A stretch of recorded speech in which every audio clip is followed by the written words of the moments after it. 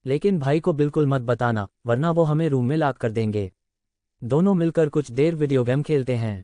लगभग 11 बजे वो होटल से चले जाते हैं। चिराग उसे वहाँ के एक अच्छे से रेस्टोरेंट में ले जाता है, जहाँ दोनों लंच करते हैं। Waiter, sir and ma'am welcome, आप क्या ऑर्डर करना चाहते हैं? वो उन्हें मेन्यू देता है। चिराग अपने लिए इटालियन और चाइनीज डिश ऑर्डर करता है। वो देखता है रूही अभी भी मेन्यू देख रही थी। वो उसके लिए इंडियन फूड ऑर्डर करता है। वो इस रेस्टोरेंट में बहुत बार आया था, इसलिए उसे पता था यहाँ मेन्यू में क्या है। रूही को सिर्फ इंडियन खाना पसंद है। दोनों जल्दी से अपना लंच फिनिश करते हैं। रूही, यहाँ का खाना तो सच में बहुत ज़्यादा टेस्टी है। चिराग, अभी तक तो तुमने कुछ भी नहीं देखा है। वो बिल पे करता है और वेटर के लिए टिप रख कर चला जाता है। रूही, अब हम कहाँ जाएंगे? चिराग, तुम सच में इन कपड़ों में गोवा घूमना चाहती है? रूही ने एक ब्लू जींस और सफ़ेद टॉप पहना हुआ था जो उसके घुटनों तक था। रूही, सच कहूँ तो बिल्कुल नहीं, मुझे बहुत ज़्यादा गर्मी और घबराहट महसूस हो रही है। चिराग, हम एक शॉपिंग मॉल जा रहे हैं। वो पार्किंग एरिया में कार लेने चला जाता है। रूही गेट पर खड़ी उसका वेट करती है। उसके सामने एक ब्लैक कलर की लैम्बोर्गिनी कार खड़ी थी, लेकिन ब्लैक ग्लास होने की वजह से कोई भी अंदर बैठे इंसान को देख नहीं सकता था। लेकिन अंदर बैठा इंसान सभी को देख सकता था। अंदर बैठे इंसान के हाथ स्टीयरिंग पर कसे हुए थे। वो एक टक रोड साइड खड़ी लड़की को देख रहा था। वो लड़की कोई और नहीं रूही थी। रूही ने देखा कि चिराग कार लेकर आ गया है। वो जल्दी से उस तरफ जाती है, तभी एक बाइक बहुत फास्ट स्पीड में रूही की तरफ आती है। चिराग उसे देख लेता है। वो जल्दी से रूही को खींच लेता है। रूही सीधे चिराग के सीने से लग जाती है। रूही बहुत ज़्यादा डर गई थी। वहीं चिराग को बहुत ज़्यादा गुस्सा आ रहा था। वो कार से उतरकर जाने लगता है, लेकिन रूही उसे कसकर पकड़ लेती है। वो काफ़ी ज़्यादा डर गई थी। चिराग उसकी पीठ सहलाकर उसे रिलैक्स करता है। सामने खड़ी लैम्बोर्गिनी के अंदर बैठे शख्स की पकड़ स्टीयरिंग पर कसे रही थी। वो सामने खड़ी कार में उन दोनों लड़का लड़की को देखकर गुस्सा आ रहा था। उन दोनों ने एक दूसरे को कसकर गले लगा रखा था। वो जल्दी से कार स्टार्ट करता है और वहाँ से चला जाता है। कुछ देर बाद जब रूही शांत हो जाती है तो वो उसे पानी पिलाता है और कार स्टार्ट करता है। दोनों वहाँ से चले जाते हैं। Mafia darling 1। चिराग और रूही एक शॉपिंग मॉल में जाते हैं।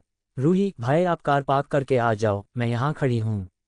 चिराग उसे शॉपिंग मॉल के अंदर जाने का बोलता है, क्योंकि उसका गुस्सा अभी तक कम नहीं हुआ था। उसने सोच लिया था एक बार फिर से वो लड़का उसे दिख गया ना तो वो उसे कहीं का नहीं छोड़ेगा। वो कार पार्क करके शॉपिंग मॉल के अंदर चला जाता है। उसकी नज़र सामने खड़ी रूही पर जाती है। वो जल्दी से उसके पास जाता है और दोनों शॉपिंग करने चले जाते हैं। रूही जो भी कपड़े चूज कर रही थी, चिराग उसे रिजेक्ट कर रहा था। रूही, भाई आप ही बताओ मुझे क्या पहनना चाहिए? चिराग, तुम गोवा में हो, जम्मू कश्मीर में नहीं, जो ये मोटे स्वेटर जैसे कपड़े चूज कर रही हो। उसे पता था रूही को बॉयज़ की ड्रेसेज बहुत ज़्यादा पसंद है। उसके खानदान में लड़कियों को छोटे और कट वाले कपड़ों पहनने की इजाज़त नहीं है। लेकिन रूही के लिए यह नियम नहीं था, क्योंकि रूही उनके खानदान में पहली लड़की थी और सभी उसे चाहते हैं। लेकिन फिर भी रूही सभी का दिल रखने के लिए हमेशा फूल कपड़े पहनती थी। रूही के आने के कुछ महीनों बाद उसके परिवार में 3 लड़कियों का जन्म हुआ था, इसलिए रूही से सभी का लगाव भी ज़्यादा था। वो एक टॉप डेनिम शॉर्ट्स लाकर रूही को दे देता है। रूही देखती है वो एक वाइट टॉप था जो ऑफ शोल्डर था। उसमें 2 लेयर थी जिसका बाहरी हिस्सा नेट का था और एक ब्लैक शॉर्ट्स जो कुछ ज़्यादा शार्ट था। लेकिन उसे भी वो पसंद आया। उसने जल्दी से चेंज करने का सोचा। चिराग, यहाँ रूम सर्विस है, हम वहाँ चेंज करेंगे। वो रूही की सेफ्टी को लेकर बहुत ज़्यादा इंस्टेंट था। वो रूही को रूम में ले जाता है। वो बाथरूम में जाकर चेंज करके आती हैं। वो बहुत ज़्यादा क्यूट और एकदम बच्ची लग रही थी। उसने देखा तो देखती ही रह गई। सामने चिराग खड़ा था जिसने एक वाइट शर्ट और ब्लैक जीन्स पहनी थी। वो बहुत ज़्यादा हैंडसम लग रहा था। चिराग उसके पास जाता है, तुम एकदम परफेक्ट लग रही हो, लेकिन कुछ तो मिसिंग है। रूही, क्या? चिराग उसके गले में एक सुंदर सा नेकलेस पहना देता है और कानों में एक साइड वनिया ईयरिंग्स पहना देता है जो सिल्वर थे लेकिन काफ़ी ज़्यादा हल्के और स्टाइलिश थे। रूही, आपने ये कब खरीदे? चिराग, मैं जब एक बार गोवा आया था, मुझे यह एसेसरीज बहुत ज़्यादा पसंद आई। मैंने तुम्हें देने के बारे में सोचा लेकिन मुझे लगा तुम्हें ये पसंद नहीं आएंगी।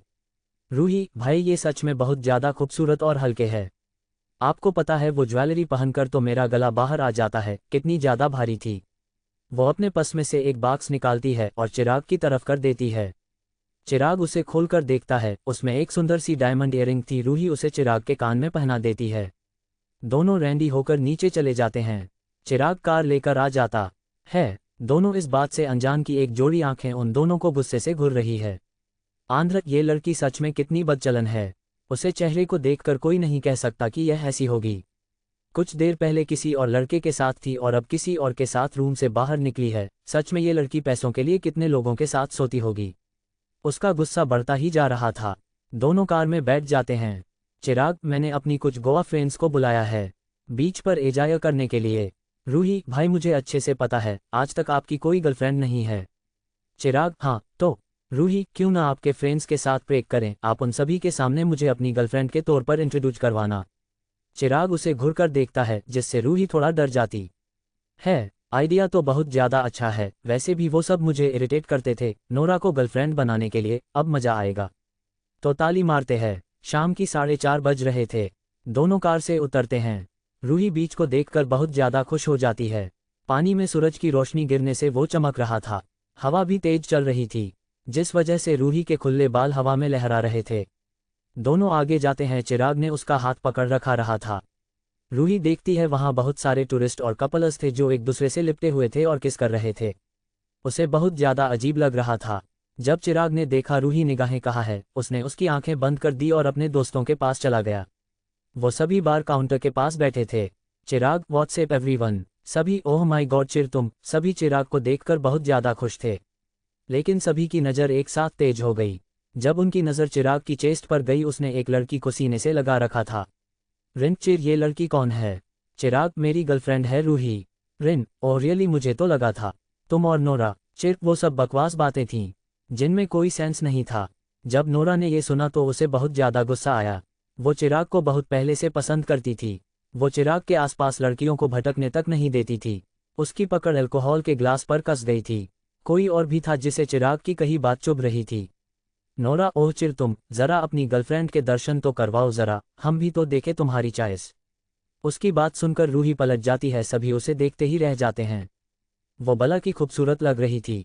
उसकी बड़ी बड़ी आंखें और पलकें जिन पर काजल आईलाइनर लगा था जिससे वो और ज़्यादा कातिलाना लग रही थी। वो बहुत ज़्यादा पतली थी। उसके घने और लंबे बाल जो इस समय हवा में उड़ रहे थे, सूरज की रोशनी में वो और ज़्यादा शाइन कर रही थी। नोरा ने उसे सिर से पैर तक देखा। इस बात से बिल्कुल इनकार नहीं किया जा सकता कि रूही बहुत ज़्यादा खूबसूरत थी। जब नोरा ने उसके गले का नेकलेस और कान की इयररिंग्स देखी, उसे और ज़्यादा गुस्सा आ गया। उसे अच्छे से पता है ये सब चिराग ने खरीदा था जिनकी कीमत मिलियन थी। उसे अब रूही से नफरत होने लगी थी। वो उसे चिराग से दूर करना चाहती थी। वो उसके करीब किसी को भी नहीं आने देगी। चिराग नोरा के चेहरे के एक्सप्रेशन को देखकर समझ जाता है उसके दिमाग में कुछ तो बहुत बेकार चल रहा है। वो उसने ठान लिया था वो रूही के साथ किसी को कुछ भी नहीं करने देगा। अब आगे क्या होगा ये जानने के लिए सब्सक्राइब करें इस चैनल को और घंटी के निशान को दबाना ना भूलें। मिलते हैं कल एक नए एपिसोड के साथ।